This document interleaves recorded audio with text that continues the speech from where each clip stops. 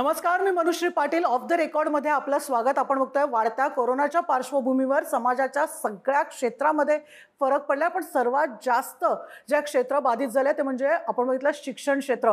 आतापर्यंत खरं तर ही कॉलेजेसमध्ये शाळेमध्ये बागडणारी मुलं अचानक घरी बसली आणि ऑनलाईन शिक्षण घ्यायला लागली.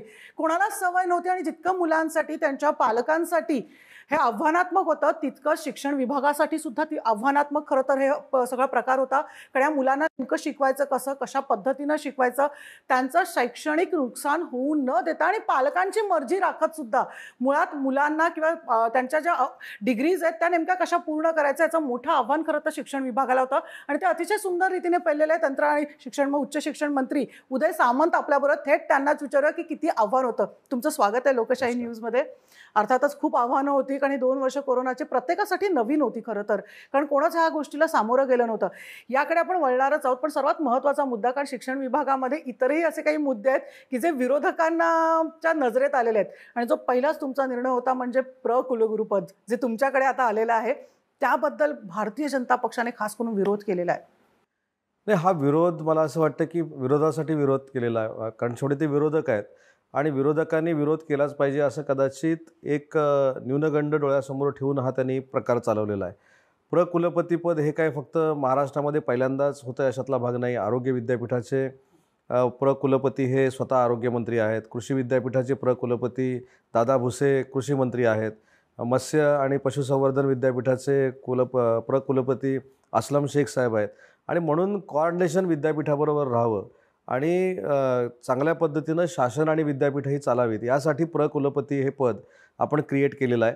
पण असं सांगितलं जातं की राज्यपालांचे अधिकार कमी करण्यासाठी कुलपतीपद हे हाच कळीचा मुद्दा आहे. हाच कळीचा मुद्दा आहे आणि ते आम्ही लादलेलं आहे. अशा पद्धतीची भाषणं आणली अनेक ठिकाणी आम्ही बघतोय. परंतु त्याच्यामधली शेवटची ओळ जी आहे ती विरोधकांनी वाचलेली नाही. कदाचित त्याचा तो अभ्यास नसेल. काय त्याच्यामध्ये लिहिलेलं आहे की राज्यपालांनी दिलेल्या अधिकाराला सामोरं जाऊन कुलपतीनं काम करायचं आहे. म्हणजे कुलपती स्वतःचा अधिकार वापरू शकत नाही. राज्यपालांनी जर अधिकार दिले तरच त्या अधिकाराचा वापर कुलपतींनी करायचा. याचा अर्थ राज्यपालच हे कुलपती आहेत आणि राज्यपालांचा अधिकार जो आहे तो अबाधित ठेवलेला आहे. परंतु काही लोकांना असं वाटतं की कुलपती झाल्यामुळं जे काही त्या विद्यापीठामध्ये चाललेलं आहे ते अचानक बाहेर येईल. मग ते कुलगुरू कधी नेमलेले आहेत, कुलगुरू कधी नेमलेले आहेत, ही कदाचित जंत्री बाहेर येईल यासाठी काही लोकांना भीती वाटते. पण मला असं वाटतं की त्या कुठच्याही भूमिकेमध्ये मला जायचं नाही. आज फक्त कुलपती हे पद विद्यापीठाशी समन्वय साधण्यासाठी आणि त्या ठिकाणी विद्यार्थ्यांचे जे प्रश्न असतील ते सोडवण्यासाठी आपण क्रिएट केलेला आहे. नाही, पण हा महाविकास आघाडीचं बोलणं झालं. पण जे विरोधकांचं बोलणं आहे की एकीकडे राज्यपालांचा अधिकार कमी होता आणि सध्या महाविकास आघाडी आणि राज्यपालांमध्ये जे काही प्रेमसंबंध आपण म्हणू शकतो जे काही सुरू आहे त्याच्यावरनं तर ते जास्ती मोठ्या प्रमाणात ते सामोरे येत आहे. त्यामुळे मुद्दामून आणि खास करून आदित्य ठाकरे यांचं यामध्ये नाव घेतलं जात आहे. मुद्दामून हे सगळं क्रिएट केलं जातं असं म्हणतात. विरोधी पक्षाची एक सिस्टीम असते की जी समोरच्या पक्षाची बलस्थान आहेत त्याच्यावरच आक्रमण करायचं, त्याच्यावरच टीका करायची. आणि म्हणून तुम्ही कायमस्वरूपी बघितले असेल गेली 2 वर्ष फक्त आदित्य साहेबांवर आणि उद्धव साहेबांवर टीका करण्याचं काम काही लोक करत आहेत. याच्यामध्ये काय आदित्य साहेबांचा संबंध आहे? जर कुलगुरूंना नेमणारी कमिटी ही 3 लोकांची होती, ती केंद्र सरकारप्रमाणे आम्ही 5 लोकांची केली. केंद्र सरकार सर्च कमिटीकडनं केंद्र शासनाकडे नावं घेतं आणि मग व्हिसिटरकडे पाठवतं, म्हणजे राष्ट्रपतींकडे पाठवतं आणि त्याच्यानंतर कुलगुरूची नेमणूक होते. त्याची रिप्लिका फक्त आम्ही महाराष्ट्रामध्ये केली. तोच नियम आम्ही महाराष्ट्रामध्ये आणला. परंतु महाराष्ट्रातला नियम हा उद्धव ठाकरे साहेबांच्या नेतृत्वाखालचा आहे म्हणून तो आम्हाला मान्य नाही. पण केंद्रातला जो आहे तो नरेंद्र मोदी साहेबांच्या नेतृत्वाखालचा आहे म्हणून तो आम्हाला मान्य आहे. ही दुटप्पी भूमिका आहे आणि अनेक राज्यांमध्ये ही सिस्टीम आहे. काही राज्यामध्ये तर गुजरात राज्यामध्ये तर राज्य शासन ठरवतं कुलगुरू कोण असावं. त्याच्यामुळे हे तर राजकारण आम्ही करत नाही आणि म्हणून राज्यपालांचे अधिकार हे कायम ठेवलेले आहेत. राज्यपालच कुलगुरू नेमणार आहेत हे त्या अमेंडमेंटमध्ये स्पष्ट म्हटलेलं आहे. परंतु जे चांगलं आहे ते लोकांना सांगायचं नाही, लोकांमध्ये संभ्रम निर्माण करायचा आणि राजकीय अड्डे आम्ही करणार आहोत ही एक भाषा एक चांगल्या पद्धतीनं सगळ्या भाषणामध्ये होते. परंतु मी एक यादीसकट आपल्याला देईन. मी जबाबदारीनं सांगतो, मी हा उच्च व तंत्र शिक्षण विभागाचा मंत्री आहे. माझ्याकडे अशी एक यादी आहे की ज्या यादीमध्ये सिनेटचे सदस्य जे नेमलेले आहेत ते कुठच्या पक्षाचे आहेत असं जर विद्यार्थ्यांनी भविष्यामध्ये विचारलं तर यांच्याकडे उत्तर नसणार आहे आणि म्हणून ती यादी मला जाहीर करायला कोणी लावू नये. शेवटी तो राज्यपालांचा अधिकार आहे. राज्यपालांचा मान सन्मान आम्ही ठेवतो. घटनात्मक त्यांना मान देतो. घटनात्मक ते मोठं पद आहे. म्हणून राज्यपालांचा कुठचाही अधिकार कमी करण्याचा आम्ही प्रयत्न केलेला नाही. उलट राज्यपालांना केंद्रबिंदू मानून, विद्यार्थ्यांना केंद्रबिंदू मानून हे ॲक्टमध्ये अमेंडमेंट केलेली आहे. पण याच पार्श्वभूमीवर आपण बघतोय भाजपने 1,00,000 फोन कॉल्स आणि SMS तुम्हाला पाठवण्याचं ठरवलेलं आहे. त्याकडे नेमकं कसं बघता मग तुम्ही? तसं बघायला गेलं तर मी मंत्री झाल्यापासूनच माझं आणि त्यांचं प्रेम अतिशय जवळचं आहे. कारण परीक्षा रद्द करण्याचा ज्यावेळी मी निर्णय घेतला होता विद्यार्थ्यांसाठी, त्यावेळी त्यांनी मला आरोपीच्या पिंजऱ्यामध्ये उभं केलं होतं. परंतु केंद्र शासनानं 12वीची परीक्षा रद्द केली तर फटाके वाजवण्यात आले. परंतु उद्धव ठाकरे साहेबांनी एक परीक्षा रद्द केली तर आम्हाला आरोपीच्या पिंजऱ्यामध्ये उभं केलं. त्याच्यामुळे ही सगळी दुटप्पीपणाचे खेळ आहेत आणि मला असं वाटतं की विरोधकांनी विरोध केला हे दाखवण्यासाठी हे फक्त सगळं चालू आहे. पण त्यांना देखील असं वाटतंय, अनेक भाजपाच्या आमदारांनी मला फोन करून सांगितलेलं आहे की जो निर्णय झाला तो अतिशय चांगला झालेला आहे, परंतु आम्ही बोलू शकत नाही. त्याच्यामुळं त्यांची लोकं पण हा चांगला निर्णय झाला आहे म्हणून सांगतात. उलट नुसतं ॲक्ट अमेंडमेंटमध्ये आपण जे फक्त कुलगुरूंच्या बाबतीतलं बघतोय, आज देशातलं पहिलं राज्य असं आहे उद्धव ठाकरे साहेबांच्या नेतृत्वाखालचं की समान संधी मंडळ आम्ही नेमलं आहे.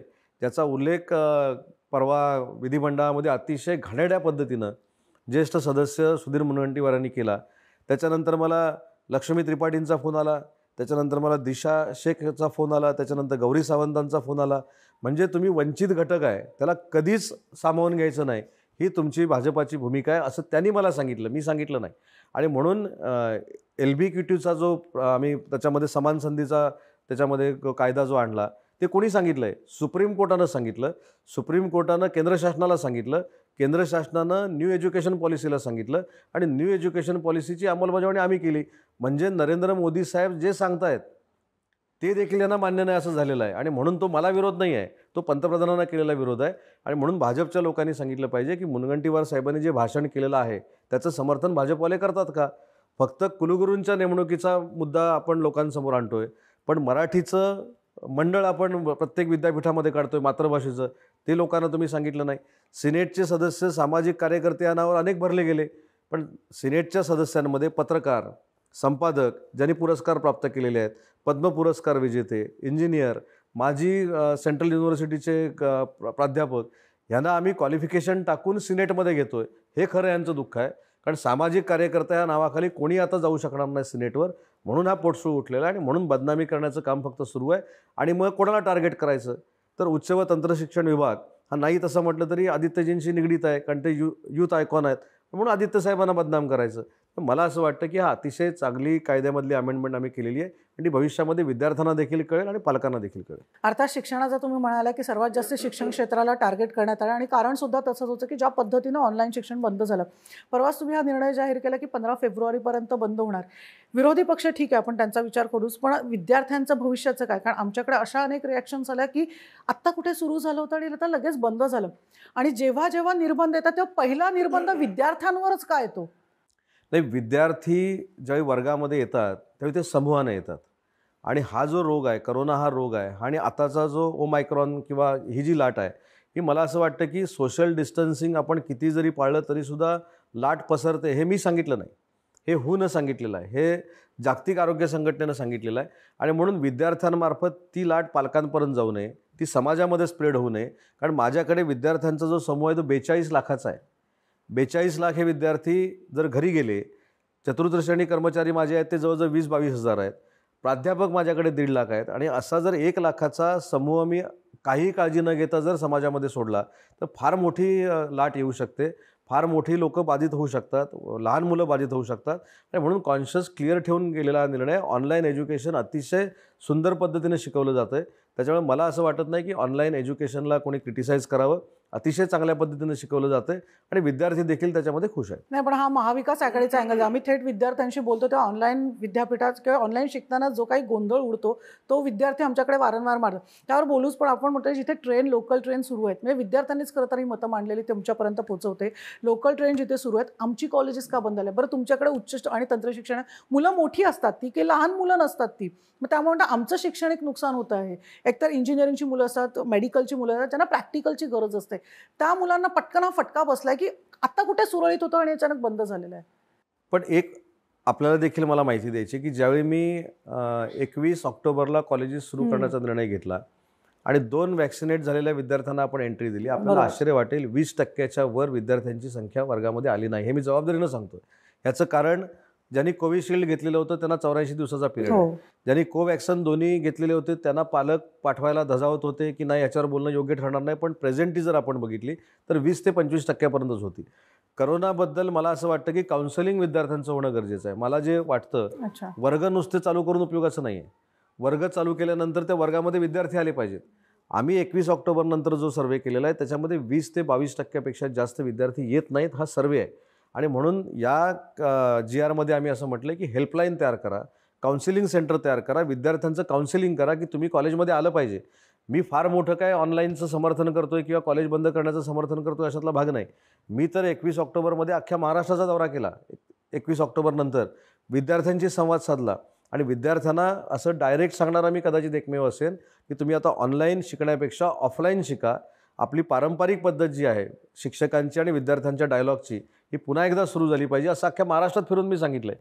त्यामुळे जे काय आरोप केले जातात की मलाच हौस आहे ऑनलाईन सुरू करायची किंवा शाळा बंद करायची, भावी पिढी कुठेही करोनानं बाधित होऊ नये हा दृष्टिकोन डोळ्यासमोर ठेवूनच कॉलेज बंद करण्याचं. ज्या विद्यार्थ्यांचे प्रॅक्टिकल्स असतात त्यांचं काय? पण मग प्रॅक्टिकलच्या बाबतीत मेडिकलच्या विद्यार्थ्यांनी हा आक्षेप घेतलेला नाही. मेडिकलच्या बाबतीमध्ये निर्णय मी घेतलेला नाही. मेडिकलचा निर्णय हे अमित देशमुख साहेब घेतात. मी माझ्या प्रॅक्टिकलच्या बाबतीत निर्णय असा घेतलेला आहे की सध्या तुम्ही जरी ऑनलाईन घेत असाल, ज्यावेळी कॉलेजेस सुरू झाली त्यावेळी त्यांचे प्रॅक्टिकल घ्या अशा पद्धतीचे निर्देश दिलेले होते आणि अनेक ठिकाणी झाले. हे आता मेडिकलचा इश्यू कसा आहे की मेडिकलचं प्रॅक्टिकल आणि इंजिनिअरिंगचं प्रॅक्टिकल ह्याच्यामध्ये वाज डिफरन्स आहे. त्यामुळे मेडिकलचं प्रॅक्टिकल हे 99.99% झालंच पाहिजे या मताचा मी पण आहे आणि म्हणून माझ्याकडची देखील प्रॅक्टिकल सुरू व्हावी यासाठी प्रयत्न केला आहे. परंतु आजचं जर चित्र मुंबईचं बघितलं तर पॉझिटिव्हिटी रेट हा 30% आहे. ठाण्याच्या ग्रामीण भागातलं जर आपण बघितलं तर पॉझिटिव्हिटी रेट 42% आहे. त्यामुळे 100 पेशंट जर तपासले तर 42 लोक आज पॉझिटिव्ह येत आहेत आणि त्याच्यामुळे विद्यार्थी कुठं सफर होऊ नये यासाठी आम्ही घेतलेला तो निर्णय आहे. अर्थातच आपण बघतो की विद्यार्थ्यांच्या हिताचा जरी तुम्ही निर्णय घेतला असला तरी ज्या पद्धतीने विद्यार्थी सफर होतात, म्हणजे आता जवळजवळ 2 वर्ष झाली, हे वर्ष म्हणजे आता काही 2-3 महिने खरं तर म्हणजे हे वर्ष सुद्धा असंच गेलेलं आहे. पण भविष्यात विद्यार्थ्यांसाठी मग काही विशेष योजना राबवणार का आणि त्याचा विचार होणार का? कारण ज्या पद्धतीने 2 वर्ष फटका बसला विद्यार्थ्यांना, अगदी उघडपणे विद्यार्थी सांगतात. नाही, ऑलरेडी आम्ही ह्याचा विचार केला आहे. इन्फोसिस नावाची जी मोठी कंपनी आहे ती देशामधलं पहिलं MOU त्यांनी महाराष्ट्र सरकारबरोबर केलं, उच्च व तंत्र शिक्षण विभागावर केलं. 3900 कोर्सेस आपण अभ्यासक्रमाच्या बाहेरचे जे स्वतःच्या पायावर विद्यार्थ्यांना उभे करू शकतात, जे स्वतःला पुढे नेऊ शकतात, त्यांचं कम्युनिकेशन स्किल वाढू शकतात, एथिक्स स्किलसुद्धा आम्ही द्यायचा प्रयत्न करतो विद्यार्थ्यांना. त्यामुळे मला असं वाटतं की अशी एज्युकेशन सिस्टीम, करोनाचा वाईट परिणाम झाला पण करोनाचा फायदा करून इन्फोसिसला सांगून ह्याच्यामध्ये मुख्यमंत्री मोदयांनी पुढाकार घेतला होता आणि इन्फोसिसबरोबर आमचं टायअप झालं आहे. एवढंच आम्ही केलं नाही तर रत्नागिरीचं इंजिनिअरिंग कॉलेज आणि नागपूरचं उच्च व शिक्षण विभागाचं एक कॉलेज असं आम्ही इन्फोसिसबरोबर टायअप केलं पायलट प्रोजेक्ट म्हणून. त्याच्यामध्ये जर आम्ही यशस्वी झालो तर हे 3900 कोर्सेस हे प्रत्येक कॉलेजेसमध्ये आम्ही देणार आहोत आणि ते मोफत देणार आहोत. इन्फोसिसच्या CSRमधनं करतोय आणि मला असं वाटतं, मी जबाबदारीनं सांगतो की इन्फोसिसनं देशामध्ये पहिल्यांदा नुसता MOU केला नाही तर त्याची ट्रेनिंग पण सुरू केली. आम्ही देशातली पहिली टीचर्स अकॅडमी पुण्याला सुरू केली. त्याचं परवा CM साहेबांनी आणि अजितदादांनी त्याचं उद्घाटन केलं. आदित्य साहेब देखील त्याला उपस्थित होते. देशातली पहिली टीचर्स अकॅडमी आहे. ती काय करते तर 2021 सालामध्ये जे टीचर्स आलेले आहेत त्यांना देखील कशा पद्धतीनं आधुनिक जगातलं ज्ञान शिकवायचं अशा पद्धतीचं प्रबोधन करते. त्यामुळे हे सगळे उपक्रम आम्ही राबवतोय. परंतु हे आमच्या विरोधकांच्या नजरेला येत नाही किंवा नजरेला येऊनसुद्धा ते नजरेआड करतात कारण त्यांना हे चांगलं झालेलं सांगायचं नाही. म्हणून मला असं वाटतं की ऑनलाईन एज्युकेशन सिस्टीम ही तात्पुरत्या स्वरूपाची सिस्टीम आहे. ज्यावेळी व्हर्च्युअल आपल्याला चांगलं काही शिकायचं असेल, परदेशातनं शिकायचं असेल त्यावेळी आपण नक्कीच अडॉप्ट चांगल्या पद्धतीने केली. परंतु वर्ग चालू करणं ही काळाची गरज आहे आणि भविष्यामध्ये टप्प्याटप्प्याने ते आम्ही करणार आहोत. अर्थात आणि दुसरी तक्रार आहे ती म्हणजे वसतिगृहात राहणारे. आत्ता कुठे सुरू झालं होतं वसतिगृहात येऊन राहतात. बरं, ही ग्रामीण भागातली मुलं आहेत म्हणजे ज्यांच्याकडे आर्थिक सुद्धा त्यांच्याकडे पाठबळ नाही आहे. आम्ही आता कुठेतरी वसतिगृहात राहायला आलो, पुन्हा आता वसतिगृह बंद होणार, आम्ही घरी जाणार. बरं, घरची परिस्थिती अशी नाही आहे, कुठेतरी लोन काढून कर्ज काढून आले असं. त्या विद्यार्थ्यांनी खूप नाराजी व्यक्त केली की आता आम्ही काय करायचं म्हणून. नाही, आपली महाराष्ट्राची लोकसंख्या जर बघितली तर 3.5 कोटी आहे आणि करोनाचा प्रसार जर बघितला तर पूर्वीच्या लाटेपेक्षा तिप्पट पेशंट येऊ शकतात असं सेंट्रल गव्हर्नमेंटनं पण सांगितलं आहे आणि होनं देखील सांगितलेलं आहे. मग त्याची जर प्रोव्हिजन करायची असेल तर आम्हाला सगळी वसतिगृह ही क्वारंटाईन सेंटरमध्ये कन्वर्ट करावी लागतील. ही वस्तुस्थिती आहे. दुसऱ्या लाटेमध्ये सुद्धा ही वसतिगृह मुलांसाठी बंद केली नव्हती. तर त्या ठिकाणी प्रत्येक रूममध्ये 2-2 बेड टाकले होते. ऑक्सिजनचा पुरवठा त्या ठिकाणी केला होता आणि म्हणून तिसरी लाट थोपवण्यासाठी ही सगळी वसतिगृह आम्ही आता जिल्हाधिकाऱ्यांकडे देतोय. ही नुसती आम्ही रिकामी ठेवत नाही आहोत. हा गैरसमज आहे. नाही रिकामं ठेवण्याचं नाही, मुलांचं काय त्या वसतिगृहामध्ये जी आता मुलं ग्रामीण भागात, आता पुण्यासारख्या ज्या शहराचा आपण विचार केला तर राज्यभरातनं मुलं येत असतात, ग्रामीण भागातनंही मुलं येत असतात. अचानक तुम्ही आता वसतिगृह बंद करण्याचा निर्णय घेतल्यामुळे त्यांना परत जावं लागतंय. नाही, दुसरा पर्यायच नाही आहे. आपल्याकडची असलेली हॉस्पिटल्स, आपल्याकडे असलेली इन्फ्रास्ट्रक्चर ही तिसऱ्या लाटेमध्ये कमी पडतील अशा पद्धतीनं स्वतः यंत्रणेनं सांगितलेलं असल्यामुळे आम्हाला वसतिगृह घेणं ताब्यात एक क्रमप्राप्त आहे. आणि कालची ऑर्डर जर तुम्ही बघितलं असेल त्याच्यामध्ये स्पष्ट आम्ही असं लिहिलं आहे की वसतिगृह जिल्हाधिकाऱ्यांच्या ताब्यामध्ये आपल्याला द्यायची आहेत, कारण तिथं आम्हाला बेडची सिस्टीम, ऑक्सिजनची सिस्टीम आम्हाला क्रिएट करायची आहे. आणि ऑनलाईन सिस्टीम विद्यार्थ्यांनी 2 वर्ष केली तशा पद्धतीनं काही कालावधीसाठी वसतिगृहातनं ऑनलाईन सिस्टीम आता न करता ही घरनं करावी लागणार आहे. पण परदेशातली जी मुलं आलेली आहेत, आमचा नाईलाज आहे, परदेशातल्या मुलांना आम्ही परत पाठवू शकत नाही. म्हणून त्यांच्यासाठी काही तात्पुरती वसतिगृह आम्ही चालू ठेवलीत. बाकी वसतिगृह करण्याचा बंद करण्याचा निर्णय घेतला आहे. याच्यासाठीच घेतला की महाराष्ट्राला आरोग्य यंत्रणेचं इन्फ्रास्ट्रक्चर देखील आवश्यक आहे आणि म्हणून आम्ही ते अधिग्रहित करून जिल्हाधिकाऱ्यांना देतोय. उच्च आणि तंत्र शिक्षण मंत्री उदय सामंत यांच्याशी आपण गप्पा मारतोय. अर्थातच विद्यार्थ्यांचे खूप सारे प्रश्न आहेत, पण विद्यार्थ्यांच्या भविष्यासाठी काही महाविकास आघाडीच्या योजना आहेत, त्या नेमका कितपत प्रभावीपणे या सगळ्या कोरोनाच्या पार्श्वभूमीवर राबवल्या जाणार आहेत का हे सुद्धा त्यांना विचारूया. उदय सामंतजी, आपण बघतो की अर्थातच विद्यार्थ्यांसाठी त्यांचा गोंधळ आहे, विद्यार्थ्यांच्या मनात अर्थात भविष्याची कुठेतरी चिंता आहे. आत्ताच मी म्हटलं की ग्रामीण भागातनं मोठ्या प्रमाणात विद्यार्थी येतात, आर्थिक चणचण त्यांना मोठ्या प्रमाणात भासते आणि त्याला सामोरं कसं जायचं हा प्रश्न आहे. अर्थातच कमवा आणि शिका ही एक योजना तुम्ही सुद्धा राबवली होती, ती योजना किती प्रकारे अंमलात आली गेली? मुळात कमवा आणि शिका ही योजना पूर्वीपासून चालू आहे, परंतु दुर्दैवानं मला सांगावंसं वाटतं की मागच्या 5-6 वर्षामध्ये त्याच्याकडे दुर्लक्ष झालं. काही विद्यापीठांमध्ये 2-2 हजार असलेले विद्यार्थी 200वर आले आणि म्हणून मी असा निर्णय घेतला, धोरणात्मक निर्णय आम्ही आता घेऊ कॅबिनेटमध्ये, की कमवा आणि शिका ही योजना प्रत्येक विद्यापीठामध्ये आम्ही कंपल्सरी करतो आहे. कारण शेवटी तिथं जे काही विद्यार्थी काम करतात त्याचा जो मोबदला मिळतो त्याच्यातून ते फी भरतात, अशा पद्धतीची स्कीम आहे आणि ती चांगल्या पद्धतीनं मोठी स्कीम करण्याचा आमचा म्हणजे प्लॅनिंग सगळं झालेलं आहे. तशा पद्धतीनं समिती देखील आम्ही स्थापन केलेली आहे. येत्या 15-20 दिवसामध्ये आम्ही त्याचे अभ्यास करून कशा पद्धतीने ते ग्रामीण भागातल्या जनतेपर्यंत पोहोचवता येईल यासाठी आम्ही मार्ग काढतो. अर्थात या सगळ्यामध्ये 2 वर्षाच्या काळामध्ये शिष्यवृत्तीचा खूप इश्यू झाला आणि त्याच्या खूप तक्रारी आल्या की त्यांच्यापर्यंत पोहोचल्या नाहीत. विद्यापीठांबद्दल नाराजी सुद्धा व्यक्त झाली. विद्यार्थ्यांपर्यंत थेट शिष्यवृत्त्या पोहोचल्या नसल्यामुळे त्यांना त्याचा लाभ मिळाला नाही. मग शिक्षण विभागासाठी काही प्रयत्न करणार आहे का? मग शिष्यवृत्त्या आमच्याकडे 4 प्रकारच्या आहेत. माझ्याकडे अंतर्गत जी येते ती राजश्री शाहू महाराजांच्या नावानं जी शिष्यवृत्ती आहे ती माझ्याकडे येते. आम्ही जवळजवळ 900 कोटी रुपये वर्षाला ती आम्ही शिष्यवृत्ती वाटतो. एक शिष्यवृत्ती येते ती सामाजिक न्यायकडे येते, म्हणजे धनंजय मुंडे साहेबांकडे येते, आणि एक शिष्यवृत्ती येते ती विजय वडेट्टीवार साहेबांकडे येते. पण मला सांगताना मनापासूनचा आनंद आहे की माझ्याकडे ज्यावेळी शिष्यवृत्ती येते, माझ्याकडनं 24 तासाच्या आत ती विद्यार्थ्यांच्या अकाउंटला जमा झालेली आहे. मागच्या वर्षी फक्त करोनाच्या पार्श्वभूमीवर आम्हाला जे 900 कोटी रुपये द्यायचे होते ते आम्ही टप्प्याटप्प्याने दिले. पण यावर्षी देखील या बजेटला 115 कोटी रुपयाची तरतूद अर्थ विभागानं केलेली आहे. ज्या दिवशी पैसे आमच्या BDSवर येतील त्याच्या पुढच्या 24 तासात विद्यार्थ्यांच्या आणि संस्थांच्या अकाउंटवर जातील. ही माझ्या डिपार्टमेंटची मी सिस्टीम केलेली आहे. आता सामाजिक न्याय विभाग हे दुसऱ्या मंत्री महोदयांच्या अखत्यारीखाली चालतो, पण तिथं देखील फीची काय अडचण जी आली होती ती करोनामुळेच आलेली होती, बाकी कशामुळे आलेली नव्हती. पण आता त्याच्यात आम्ही मार्ग काढतोय. अर्थात आणि त्याबरोबर अनेक कागदपत्रांची पूर्तता विद्यार्थ्यांच्या झाली नाही, कारण कॉलेजेस बंद होत्या. त्याबद्दल सुद्धा विद्यार्थ्यांच्या बऱ्याचशा तक्रारी होत्या. खरं तर तेथे कुठेतरी पुढाकार घेणं गरजेचं होतं. पण तिथं तक्रार यायची काही आवश्यकता नव्हती. मागच्याच वर्षी CATला त्यांची नोंदणी करत असताना त्यांचा मोबाईल नंबर घेऊन आधार लिंक करून आम्ही ते क्लिअर केला होता. सामाजिक न्यायानं देखील यावर्षी तसं केलेलं आहे. पण यावर्षी तशी फीची काय कोणाला अडचण येईल असं मला वाटत नाही. अर्थातच या सगळ्याबद्दल बोलताना आपण बघतो की काही नवीन उपक्रम सुरू करण्याचा निर्णय घेण्यात आलेला आहे आणि खास करून सीमा भागातल्या मुलांसाठी, म्हणजे जे काय सीमा भागात वाद सुरू आहे त्यासाठी मराठी विद्यापीठ ते सुरू करण्याचा, शिवाजी विद्यापीठाच्या अंतर्गत सुरू करण्याचा कुठेतरी विचार आहे. तो कितपत आता मार्गी लागू शकतो? आपण जर सीमा भागामध्ये गेलो तर आपण कायमस्वरूपी त्यांच्याबद्दल सहानुभूती दाखवतो, त्यांच्याबद्दल चांगलं बोलतो, त्यांना न्याय मिळाला पाहिजे अशा पद्धतीची भूमिका घेतो. पण 2 वर्षापूर्वी ज्यावेळी हे सरकार आलं त्यावेळी पहिला अजेंड्यावरचा जो विषय होता उद्धव ठाकरे साहेबांचा, तो म्हणजे संतपीठ, जे गेली कित्येक वर्षाची मागणी होती. आणि सीमा भागामध्ये स्किल डेव्हलपमेंटचं एखादं युनिट तिथल्या मराठी मुलांसाठी सुरू करावं. आणि मला सांगताना आनंद होतो की मागच्या वर्षीपासून ते आम्ही सुरू केलं आहे. अनेक विद्यार्थ्यांनी तिथे ॲडमिशन घेतल्या आहेत. करिक्युलम देखील आम्ही सुरू केलेला आहे त्यांचा चांगला. आणि या वर्षीपासून ते देखील अतिशय चांगल्या उपस्थितीमध्ये सुरू होतं. आता लॉकडाऊनमुळे कदाचित ते बंद राहील, पण जागा देखील आम्ही भाड्याने घेतलेली आहे. आणि एवढंच नाही, तिथं मोठं स्किल सेंटर उभं करावं यासाठी 15 एकर जागा देखील आम्ही ॲक्वायर केलेली आहे. अर्थात पण ते विद्यार्थ्यांचा नेमका कशाप्रकारे प्रतिसाद मिळतो आणि ते कशाप्रकारे पुढे ते मार्गक्रमण करणार आहे म्हणजे पूर्ण? तिथल्या विद्यार्थ्यांना एक असं म्हटलं जायचं की सीमा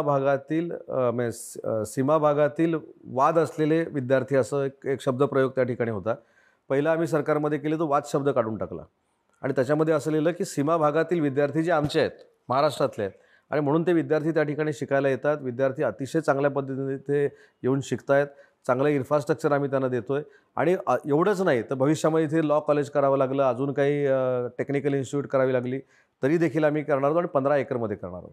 अर्थातच पण या सगळ्याबरोबर नवीन ओशनोग्राफी की काही अभ्यासक्रम सुरू करायचा किंवा विद्यालय सुरू करण्याचा तुमचा उपक्रम आहे, नेमकं त्याबद्दल काय? आणि त्याचबरोबर एकदा तुम्ही बोलताना सायबर विश्वविद्यालयाबद्दल सुद्धा, मला वाटतं देशातलं पहिलं सायबर विश्वविद्यालय पण महाराष्ट्रात सुरू करायचा तुमचा मानस होता. असा 4 गोष्टी आपण मोठ्या महाराष्ट्रामध्ये करतोय. म्हणजे ज्या मतदारसंघातनं मी निवडून येतो त्या मतदारसंघाला समुद्राची पार्श्वभूमी आहे. 720 किलोमीटरचा समुद्रकिनारा. आपण ओशन युनिव्हर्सिटी फॉर्म करतोय. दुसरं, आपण आंतरराष्ट्रीय दर्जाचं दीनानाथ मंगेशकरांच्या नावानं संगीत महाविद्यालय मुंबईमध्ये सुरू करतोय. तिसरी गोष्ट, जे पुढाकार आदित्य ठाकरे साहेबांनी घेतला होता, सायबर युनिव्हर्सिटी, जी अत्यंत आवश्यक आहे, ते आपण करतोय. आणि फॉरेन्सिक देखील माझ्याकडे येतं. तर फॉरेन्सिकमध्ये आपण बघितलं असाल की 8 दिवसापूर्वीच कॅबिनेटचा निर्णय झाला की फॉरेन्सिकमधनं आता बाहेर येणारे जे विद्यार्थी आहेत त्यांना नोकरी कधी मिळेल हा नंतरचा विषय, पण त्यांना स्टायपेंड देण्याची एक स्कीम आम्ही आमच्या मंत्रालयामार्फत सुरू केलीत. असे भरपूर उपक्रम आपण करतो. दादासाहेब फाळकेंच्या नावावर आपण फिल्म इन्स्टिट्यूट मोठं सुरू करण्याचं आपलं प्लॅनिंग आहे. पण ह्या सगळ्या ह्याच्यामध्ये आपण अडकलो ह्या 2 वर्षात करोनामुळं. तेच विरोधक म्हणतात की फक्त कागदावरच आहे, प्रत्यक्षात कधी येणार आहे? कारण लिस्ट तर भली मोठी दिसते. तसं बघायला गेलं तर आता मागच्या 5 वर्षामध्ये देखील फार मोठ्या घोषणा झाल्या होत्या. मिहान सुरू करतो म्हणून नागपूरला सांगितलं होतं. अजून काय मिहानवरनं विमान कुठं उडलेलं आपल्याला बघायला मिळालेलं नाही. नागपूरच्याच एअरपोर्टला जावं लागतं. कोकणामध्ये भरपूर काय काय करतो म्हणून सांगितलं होतं. एवढंच नाही, माझ्या मतदारसंघात येऊन काही लोकांनी सांगितलं होतं की शामराव पेजेंच्या संस्थेला 5 कोटी रुपये देऊ, 2 एकर जागा देऊ. ती काय अजून आम्हाला माझ्या मतदारसंघात मिळालेली नाही. त्याच्यामुळं करोनामुळं हा वेळ लागतोय. असंच फक्त येऊन भाषणात सांगून आम्हाला वेळ मारून न्यायचं नाही, आम्हाला काहीतरी करून दाखवायचं. अर्थातच विद्यार्थ्यांच्या हिताचा तुम्ही निर्णय घेताना बघायला मिळतोय. पण या सगळ्यामध्ये आपण बघतोय की ही जी आता पिढी, मला वाटतं आता ही कोरोनाचे 2 वर्ष झालेली आहेत, ही पिढी आता जेव्हा बाहेर येईल, बेरोजगारीचा प्रश्न सुद्धा तेवढाच आहे. अर्थात तो तुमच्या अखत्यारीत नसला तरी तो बेरोजगारीला सामोरं जाण्यासाठी विद्यार्थ्यांना काही वेगळं मार्गदर्शन करणार आहे किंवा महाविकास आघाडी त्यासाठी प्रयत्न करणार आहे का? तुमच्या एक लक्षात आलं असेल, सायकोलॉजिकल पण प्रॉब्लेम मुलांना झालेले आहेत की आपलं पुढे काय होणार? नक्की सायकोलॉजिकल प्रॉब्लेम झालेले आहेत आणि म्हणूनच मी सांगितले काउन्सिलिंग सेंटर विद्यापीठाच्या स्तरावर उभारण्याचे आम्ही निर्णय घेतलेले आहेत.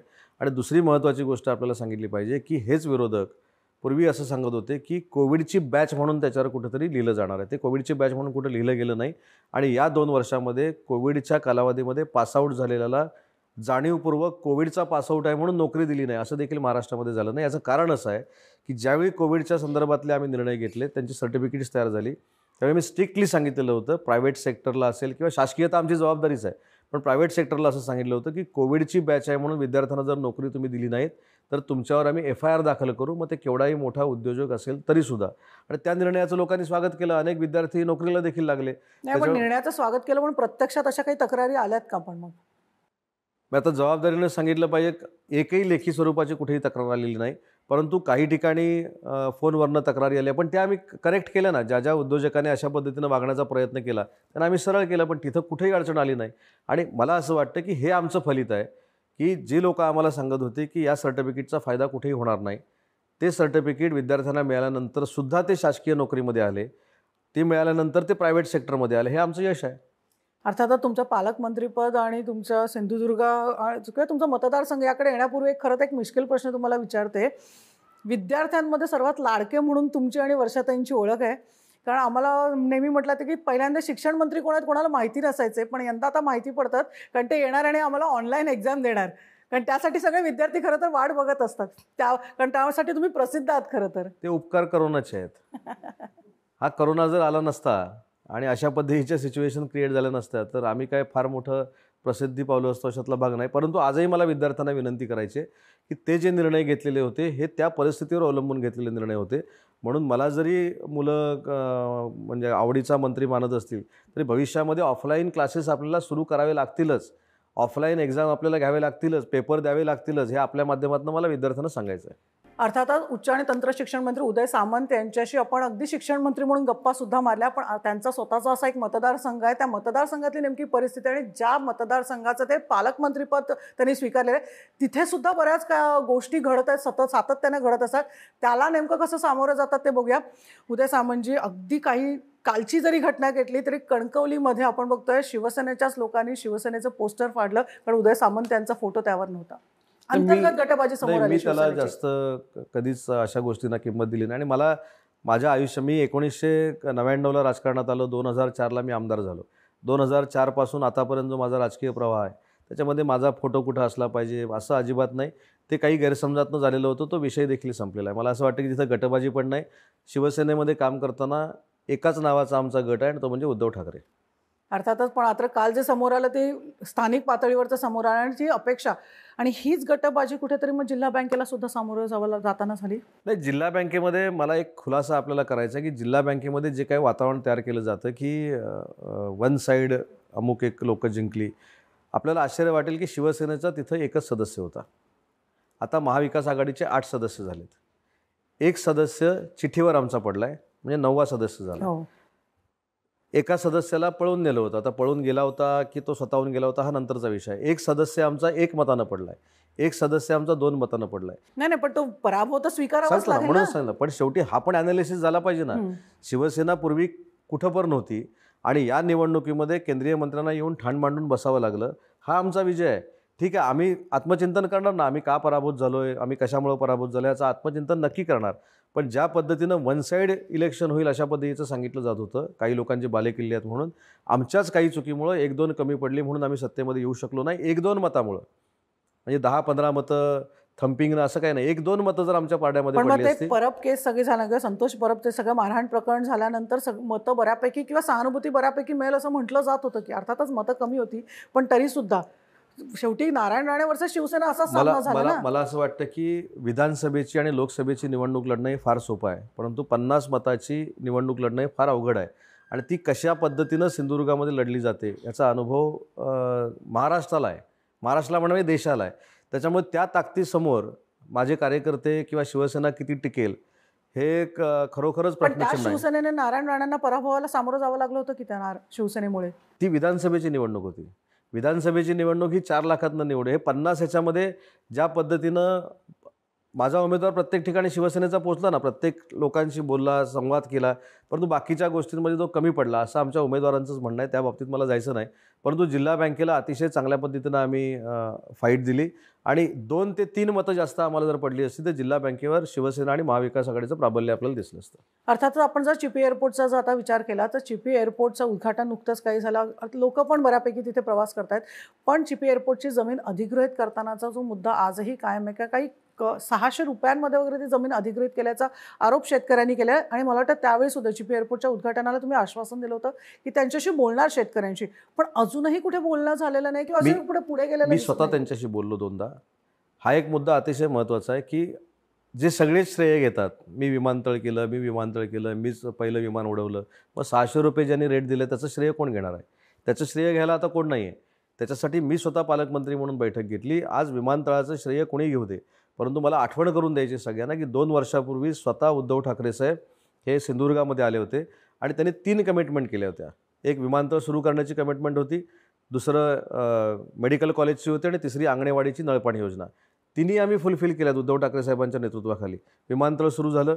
नाही, पण विमानतळाचा अधिकृत मुद्दा ज्या पद्धतीनं शेतकऱ्यांनी नाराजी व्यक्त केली की जी किंमत मिळायला पाहिजे होती ते अजूनही त्यांना मिळाली नाही. अर्थात ते कोणी केली नाही, पण आता महाविकास आघाडी सरकारची याच्यामध्ये 2 प्रवाह आहेत. याच्यामध्ये पैसे ज्यावेळी स्वीकारले गेले ते स्वीकारल्यानंतर त्याची देखील नोंद होते की पैसे स्वीकारलेले आहेत आणि काही लोकांनी पैसे स्वीकारलेले नाहीत. आता पैसे ज्यांनी स्वीकारलेले नाहीत त्यांचं म्हणणं असं आहे की मुंबई गोवा हायवेला जो रेट आम्हाला मिळाला 4 पटीनं तो आम्हाला मिळावा आणि मला प्रामाणिकपणानं सांगितलं पाहिजे, मी देखील सिंधुदुर्गचाच आहे, असा रेट महाराष्ट्र शासन किंवा सेंट्रल गव्हर्नमेंट देईल असं मला वाटत नाही. कारण शेवटी 4 पट आताच्या भावानं जर विमानतळाचा रेट पूर्वीच्या जमिनीचं द्यायला गेलं तर ते विमानतळच बंद करावं लागेल, अशा पद्धतीची परिस्थिती निर्माण होईल. परंतु एक मात्र समाधानाची गोष्ट आहे की ज्या दिवशी विमान सुरू झालं त्या दिवसापासून आजपर्यंत आणि पुढचा 1 महिना पूर्ण विमान बुक आहे. एवढ्या चांगल्या पद्धतीनं पर्यटक त्या ठिकाणी येत आहेत. ते सगळे पण स्थानिक लोकांचे प्रश्न सुद्धा आहेतच की, कारण स्थानिक लोकांचा प्रश्न 2 टप्प्यामध्ये आहे. काही लोकांनी पैसे घेतलेले आहेत आणि काही लोकांनी पैसे घेतलेले नाहीत. ₹600 रेट आज जर 60,000च्या रेडी रेकनरनं द्यायचा असेल तर मला असं वाटतं कोणी मान्य करणार नाही. त्यामुळे त्यांच्याशी मी स्वतः 2दा चर्चा केलेली आहे. त्याच्यातनं नक्की काहीतरी त्यांना दिलासा मिळेल. तिथं जे काही रोजगार आता निर्माण होतील ते देखील स्थानिकांना देण्याच्या संदर्भातला पालकमंत्री म्हणून माझा निर्णय आहे. परंतु तिथल्या रेडी रेकनरप्रमाणे आता पैसे पाहिजेत, मला असं वाटतं की कोणालाच शक्य होणार नाही. अर्थात आता सिंधुदुर्ग आपण म्हटलं, मुंबई गोवा हायवेचा एक महत्त्वाचा पार्ट आहे सिंधुदुर्ग सुद्धा आपण येतो. अर्थात जो मेन रोड बघितला तर तो अतिशय उत्कृष्ट झालेला, पण आतल्या रस्त्यांबाबत अजूनही नाराजी व्यक्त केली जाते आणि त्यामुळे वारंवार तक्रारी करूनही आतले रस्ते काही होत नाहीये. रस्त्यांचा प्रश्न देखील गंभीर आहे हे कोण नाकारत नाही. परंतु यावेळीचा पाऊस जो आहे, या वर्षीचा पाऊस हा कालपर्यंत पडत होता. काल पण पाऊस पडला. पाऊस ह्याच वर्षी पडलेला आहे. मला वाटतं रस्त्यांचा प्रश्न मग गेल्या कित्येक वर्षांपासूनच आहे. मला असं वाटतं की या 2 वर्षामध्ये रस्त्यांची ही फार मोठी चाळण झालेली आहे. कारण मी स्वतः पालकमंत्री म्हणून ज्यावेळी नॅशनल हायवेकडे आम्ही लक्ष दिलं तेव्हा फक्त 30% नॅशनल हायवे झालेला होता. आता 99% नॅशनल हायवे पूर्ण झाला आहे. अनेक ठिकाणी कोट्यवधी रुपये रस्त्यांसाठी मंजूर केलेले आहेत. त्याची कामं देखील सुरू होतील. आणि आत्ता मी म्हणजे आपल्या मुलाखतीला यायच्या अगोदर जो मी सिंधुदुर्गचा रिव्ह्यू घेतला त्याच्यामध्ये सुद्धा काल रात्री सिंधुदुर्गामध्ये पाऊस पडला आहे. त्याच्यामुळे डांबराची कामं ही पाऊस पडल्यानंतर किमान 3 ते 4 दिवस सुरू करू शकत नाहीत. अशा नैसर्गिक आपत्त्या सगळ्या येत आहेत. तरी देखील रस्ते पूर्ण करण्याचा आमचा मानस आहे आणि त्याच्यासाठी पैसे देखील उपलब्ध करून देऊ. अर्थातच जेव्हा पर्यटनासाठी विकास करायचा जेव्हा सिंधुदुर्गचा विचार केला जातो त्या दृष्टीने मग काही प्रयत्न होणार. एअरपोर्ट तर झालं, पण एअरपोर्टच्या बाजूला जर रस्ते चांगले नसतील किंवा सुधारणा झाल्या ना तर विकास कसा होणार? मला असं वाटतं की आपण 1 महिन्यानंतर जर सिंधुदुर्गामध्ये आता गेला तर विमानतळापासून पाटपर्यंतचा रस्ता असेल, विमानतळापासून कुडाळपर्यंतचा रस्ता असेल, विमानतळापासून कणकवलीपर्यंतचा रस्ता असेल, वेंगुर्ल्यापर्यंतचा रस्ता असेल, हे सगळे तुम्हाला झालेले दिसतील. परंतु पर्यटनाचं आश्वासन मला वैभव नाईक यांनी चिपी एअरपोर्टच्या उद्घाटनाला हे पालकमंत्र्यांचं आश्वासन आहे. आणि दुसरी महत्त्वाची गोष्ट अशी आहे की पर्यटनाचा विकास झाला पाहिजे यासाठी 2 अतिशय महत्त्वाचे निर्णय पर्यटन मंत्र्यांनी घेतले. एक म्हणजे ताज आता ह्याला सिंधुदुर्गामध्ये येतं आहे आणि दुसरं बीच सॅक जी गोव्यामध्ये संकल्पना होती ती आता रत्नागिरी सिंधुदुर्गामध्ये सुरू करण्याचा टुरिझमच्या दृष्टीनं निर्णय झालेला आहे. आणि हे 2 निर्णय जे आहेत ते अतिशय महत्त्वाचे आहेत. स्कुबा डायव्हिंगचा निर्णय अधिकृत परवानगी दिलेली आहे, वॉटर स्पोर्टला अधिकृत परवानगी दिलेली आहे. आणि तुम्ही आता जर सिंधुदुर्गात जर किनारपट्टी जर बघितली तर गोव्यापेक्षा जास्त क्राऊड हा सिंधुदुर्गामध्ये असतो या वॉटर स्पोर्ट्ससाठी. आणि मला वाटतं की टुरिझम ही 5 स्टार हॉटेल्स आल्यानंतर अजून मोठ्या पद्धतीने विकसित होईल. अर्थातच महाविकास आघाडी खास करून शिवसेनेची सिंधुदुर्गासाठी खूप सारी स्वप्न आहेत. पण आता ज्या पद्धतीनं जिल्हा बँकेवर विजय मिळवल्यानंतर नारायण राणेंना जो आत्मविश्वास आलाय की आम्ही महाराष्ट्र पण जिंकू आणि त्यात सिंधुदुर्ग पण जिंकू, याकडे तुम्ही कसं बघता? मग जिल्हा बँक ही 794 मताची होती. 794 मतावर जर महाराष्ट्राचं कॅल्क्युलेशन होणार असेल तर फारच मोठी ब्रेकिंग आहे ही खरी. 794वर महाराष्ट्राच्या 13.5 कोटी जनतेच्या सरकार कोणाच्या हातात जाणार? आणि 4-5 निवडणुका सगळ्यांनी बघितलेल्या आहेत. खासदारकीच्या 2 निवडणुका बघितलेल्या आहेत. मला असं वाटतं की म्हणून जसा मागाशी मी उल्लेख केला की खासदारकीची आमदारकीची निवडणूक आणि जिल्हा बँकेची निवडणूक याच्यामध्ये जमीन आसमानाचा फरक आहे. विधानसभेच्या निवडणुकीला काय होतं, लोकसभेच्या निवडणुकीला काय होतं आणि एक वेळा नाही 2-2दा 3-3दा काय झालं आपण सगळ्यांनी बघितलेलं आहे. पण मला असं वाटतं की या जिल्हा बँकेचा परिणाम ना बाकीच्या कुठच्या जिल्ह्याच्या निवडणुकांवर होईल आणि महाराष्ट्राच्या निवडणुकांवर. पण अर्थातच आपण बघतो नारायण राणे आणि त्यांना मिळालेलं आता भाजपचं पाठबळ खरं तर आपण म्हणू शकतो. आगामी काळात शिवसेनेला कुठेतरी अडचणीचं जाईल मतदारसंघ राखण्यासाठी वगैरे. मी पूर्वीच सांगितलं होतं की ज्यावेळी महाराष्ट्रातले 4 केंद्रीय मंत्री झाले त्यावेळी देखील मला विचारलं होतं कोकणचा म्हणून की तुमची याच्याबद्दलची स्टेटमेंट काय. मी असं सांगितलं होतं अख्खं मंत्रिमंडळ जरी केंद्र शासनाचं महाराष्ट्रातलं केलं तरी शिवसेनेच्या वाढीवर कुठचाही परिणाम होणार नाही.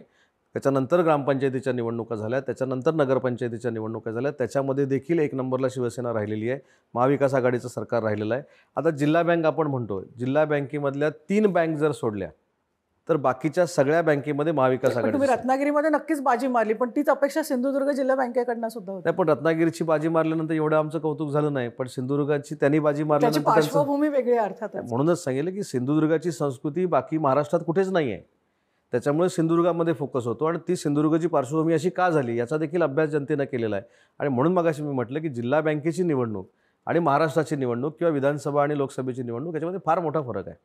अर्थातच आपण बघतो ह्या निवडणुका तर होतच राहणार, पण या सगळ्यामध्ये आपण बघतोय राणे फॅक्टर खूप महत्त्वाचा आहे. आणि मला वाटतं फक्त सिंधुदुर्गापुरताच नाही तर महाराष्ट्रापुरता ज्या पद्धतीने वक्तव्य केली जात आहेत, म्हणजे उद्धव ठाकरे असो की ठाकरे कुटुंबावर ज्या पद्धतीने नारायण राणे वक्तव्य करतायत किती मोठी जबाबदारी सुद्धा खरं तर या तुमच्या सगळ्या शिवसेनेच्या मंत्र्यांची त्यांना टॅकल करण्याची. नाही, आमच्यावर जबाबदारी आहेच. आम्ही सगळे जबाबदारीनं उद्धव साहेबांचं नेतृत्व मानून आम्ही काम करतोय.